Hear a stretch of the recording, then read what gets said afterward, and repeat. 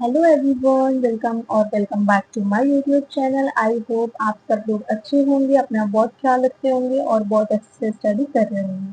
तो आज की जो वीडियो है वो हमारे इस बारे में है कि हम कैसे अपने सिलेबस को कंप्लीट कर सकते हैं। हम अप्रैल में क्या करेंगे, हम पूरा मंथली प्लान करेंगे कि हमने कितने मंथ्स में अपने चैप्टर को कंप्लीट करना है, हम अपनी प्रिपरेशन को कैसे और बूस्ट कर सकते हैं।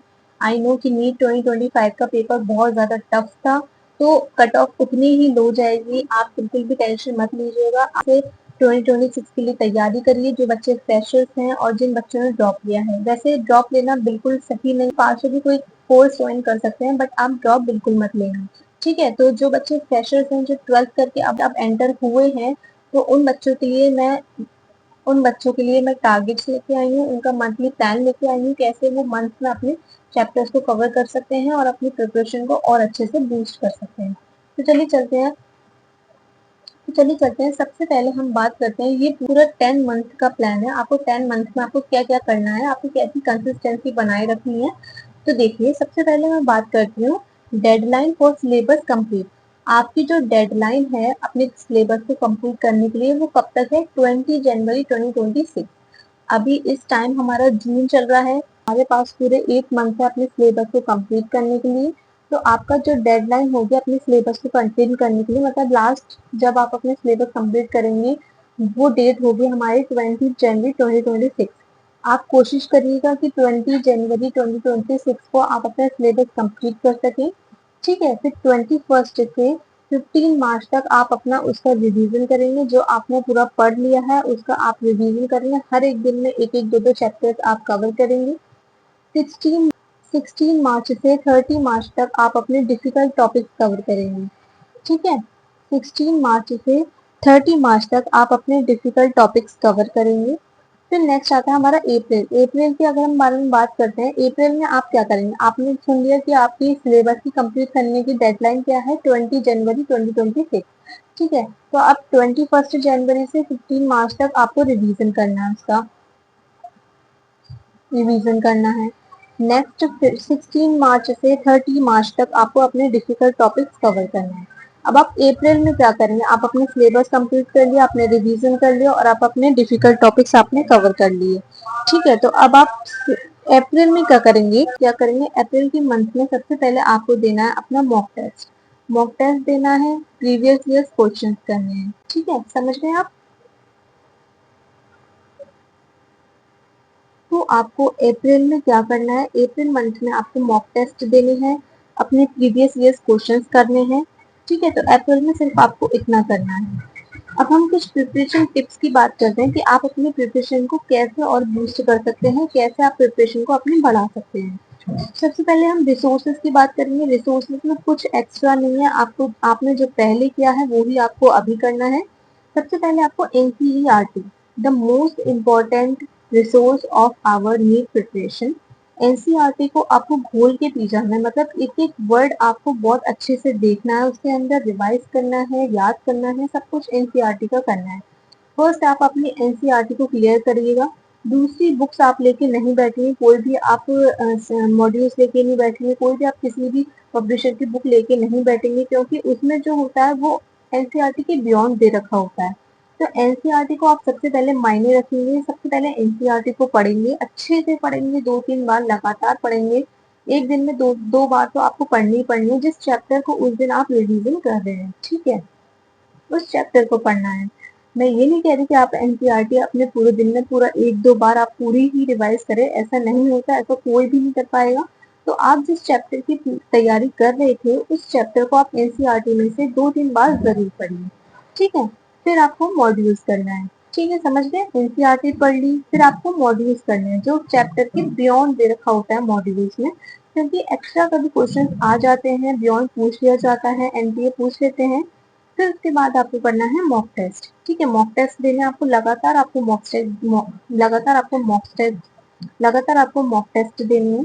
संडे के संडे जब आप फ्रेशर हैं, आपने अपनी तैयारी स्टार्ट करिए। जैसे जून के महीने में आपने अपनी तैयारी स्टार्ट कर ली, तो आप संडे टू संडे आप अपने मॉक टेस्ट दे सकते हैं। लेकिन जैसे जैसे आपके मंथ करीब आते जाएंगे, जैसे जैसे आपका एग्जाम नजदीक आता जाएगा, आप अपने मॉक टेस्ट को बढ़ाएंगे। आप हफ्ते में 2-3 बार अपने मॉक टेस्ट जरूर देंगे, ठीक है। फिर आपको chapter wise previous year question करने हैं। अब chapter wise previous year question में क्या होता है कि बहुत अच्छे से दे रखा है, कोई एक चैप्टर है उसके प्रीवियस ईयर्स जो कितने भी साल के जो प्रीवियस ईयर्स आए हैं एग्जाम्स में वो आपको दिए गए हैं, तो बहुत अच्छी वाली chapter wise previous year question आप अच्छी पब्लिशर की लीजिएगा। फिर नेक्स्ट आता है हमारा माइंड मैप। माइंड मैप भी आपको अच्छे से देख लेने हैं, या तो आप अपना माइंड मैप बना सकते हैं या फिर माइंड मैप वाली एक बुक आती है आप उसको परस्यू कर सकते हैं। मंथ वाइज प्लान की अगर हम बात करते हैं, रिसोर्सेज की बात कर ली, मंथ वाइज प्लान की अगर हम बात करते हैं तो मंथ वाइज प्लान में आपको 6 चैप्टर बायोलॉजी के डेली करने हैं, ठीक है। 6 चैप्टर आपको बायोलॉजी के मंथ में पूरे कवर करने हैं, ठीक है। हर एक मंथ में आपको बायोलॉजी के 6 चैप्टर कवर करने ही करने हैं। उसमें से आप एक इजी ले लीजिएगा, ठीक है। बाकी 5 चैप्टर आप डिफिकल्ट लीजिए जो मोस्ट इम्पोर्टेंट चैप्टर है। वैसे तो आप डिफिकल्ट चैप्टर को पहले कवर करिए, तो उसमें से एक इजी चैप्टर जरूर लीजिए ताकि आपका थोड़ा सा माइंड अच्छा रहे। नेक्स्ट आता है केमिस्ट्री में आप 4 चैप्टर करिएगा और उसमें से एक इजी करिएगा। ऐसे ही फिजिक्स में आप 4 चैप्टर करिएगा, उसमें 3 डिफिकल्ट करिएगा, 1 इजी करिएगा। तो मंथ में आपको इतने चैप्टर कवर करने हैं, ठीक है। 14 चैप्टर आप मंथ में कवर कर सकते हैं। डेली स्टडी रूटीन की बात करते हैं तो स्टडी आवर मतलब हर एक घंटे में आपको स्टडी करनी है। एक भी घंटा आपको अपने किसी भी अदर एक्टिविटीज में नहीं लेना है जब आप पढ़ाई कर रहे होंगे, ठीक है। 1 आवर का आपको ब्रेक लेना है, उसमें आप कुछ भी करिए, इट्स नथिंग मैटर, बट आपको स्टडी जब आप स्टडी करेंगे तो उस टाइम आपको स्टडी पे ही फोकस करना है, ना इधर ना उधर, ठीक है। क्योंकि इस टाइम देखिए बच्चों बहुत बिजी लाइफ बन गई है, किसी को भी किसी चीज के लिए भी टाइम नहीं है। तो study is most important. Study के लिए टाइम निकालना बहुत जरूरी है क्योंकि अदर एक्टिविटीज के लिए हमारे पास टाइम बहुत होता है। हम चले जाते हैं, हम घूम लेते हैं, हम बातें कर लेते हैं, हम फोन स्क्रॉल कर लेते हैं, बट हमारे लिए स्टडी जब हम स्टडी करते हैं बैठते हैं तो हमारा ध्यान बहुत ही भटकता है। तो उस चीज को थोड़ा फोकस करिएगा उस पे कि आप अपनी जिस टाइम स्टडी कर रहे हैं तो उसी टाइम आप अपनी स्टडी करें। अदर एक्टिविटीज पे आप बिल्कुल ध्यान मत दीजिएगा। इन सब के लिए डिस्ट्रैक्शन के लिए आगे बहुत टाइम है, आते रहेंगे जाते रहेंगे, होता है सबके साथ, होता है मेरे साथ भी हुआ है। मैं आपसे कह रही हूँ कि जब आप स्टडी करने बैठेंगे तो आप ओनली स्टडी पर ही फोकस करेंगे, ठीक है।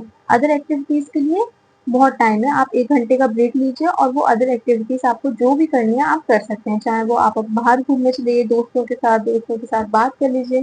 फैमिली टाइम मोस्ट इम्पोर्टेंट आजकल के टाइम में फैमिली टाइम बहुत जरूरी है। अपनी फैमिली के पास जरूर बैठिए, अपने मम्मी पापा को टाइम दीजिए, अपनी फैमिली को टाइम दीजिए। अपनी फिजिकल भी हेल्थ अच्छी रखिए, मेंटल हेल्थ भी अच्छी रखिए, तो और अच्छे से अपनी आपकी प्रिपरेशन बूस्ट होगी, बहुत अच्छे से आप एग्जाम देंगे।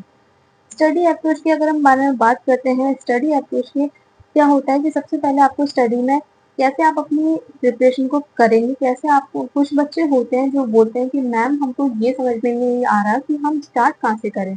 तो बच्चों डरने की बात नहीं है, आप जो मैंने लिखा है, जो मैंने एक छोटा सा चार्ट बनाया आप इसको ही फॉलो कर लीजिए। सबसे पहले आपको एनसीईआरटी रीडिंग करनी है। एनसीईआरटी रीडिंग कर ली तो उसके बाद क्या है, आपको रेफरेंस बुक लेनी है, ठीक है। एनसीईआरटी रीडिंग करने के बाद आपको रेफरेंस बुक लेनी है। रेफरेंस बुक मतलब कोई भी आपको मॉड्यूल ले लेना है। नेक्स्ट उसके बाद आपको लेना है, नेक्स्ट उसके बाद आप यूट्यूब से अपना चैप्टर देखेंगे। अगर कोई चीज छूट गई है आपकी तो आप यूट्यूब में उससे उसको कवर करेंगे।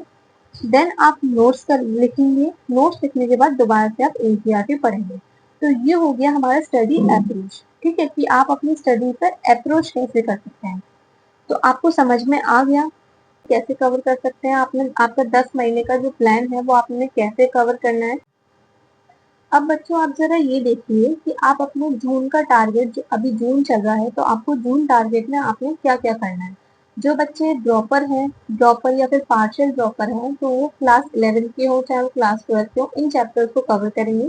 सबसे पहले बात करते हैं फिजिक्स के बारे में। फिजिक्स में आपको क्लास 11 से physical world, motion in straight line, motion in a plane cover करना है। और क्लास 12 में कोई भी 3 चैप्टर आपको कवर करने हैं। 3 चैप्टर कवर कर सकें तो ठीक है, वरना आप 2 आपके लिए सफिशियंट है, ठीक है। नेक्स्ट आप केमिस्ट्री के अगर हम बारे में बात करते हैं तो केमिस्ट्री में आपको 2 चैप्टर कवर करने हैं क्लास 11 के, some basic concept of chemistry और स्ट्रक्चर ऑफ एटम। क्लास 12 में से कोई भी आप 3 चैप्टर ले लीजिए। अगर आपको एक चैप्टर डिफिकल्ट लग रहा है, आपसे नहीं हो पाया, तो कोई नहीं, आप 2-2 चैप्टर ले लीजिएगा। ऐसे ही बायोलॉजी में आपको 2 चैप्टर कवर करने हैं, लिविंग वर्ल्ड और बायोलॉजिकल क्लासिफिकेशन, और इसमें कोई भी तीन और इसमें कोई भी आप 2 चैप्टर कवर कर सकते हैं, या फिर आपसे ज़्यादा हो तो आप 1 चैप्टर और कर लीजिएगा, ठीक है? It doesn't matter, but most important कि आपने जो चैप्टर कवर किए हैं वो आपको फुल्ली श्योरली आने चाहिए, कि आपको कहीं से भी क्वेश्चन दे दिया जाए तो आप उसको कवर कर सकते हैं, ठीक है? अब हम ड्रॉपर स्टूडेंट्स के बारे में बात करेंगे जो अभी-अभी एंटर हुए हैं नीट के एग्ज़ाम में। जो ड्रॉपर स्टूडेंट हैं क्लास 11 के, सारा सब कुछ सेम है, आपको सब कुछ लेना है, बस आपने बायोलॉजी में एक चैप्टर बढ़ा देना है, वो है हमारा प्लांट किंगडम। क्योंकि ड्रॉपर स्टूडेंट्स होते हैं, उनको कई बार दिक्कत हो जाती है कि वो अपने लास्ट में अपने चैप्टर को कवर नहीं कर पाते हैं, सारे मंथ्स निकल जाते हैं, फिर उनके कुछ चैप्टर रह जाते हैं। क्लास 11 की बात करते हैं तो क्लास 11 में हमारा बायोलॉजी का प्लांट किंगडम चैप्टर आप कवर कर लीजिएगा।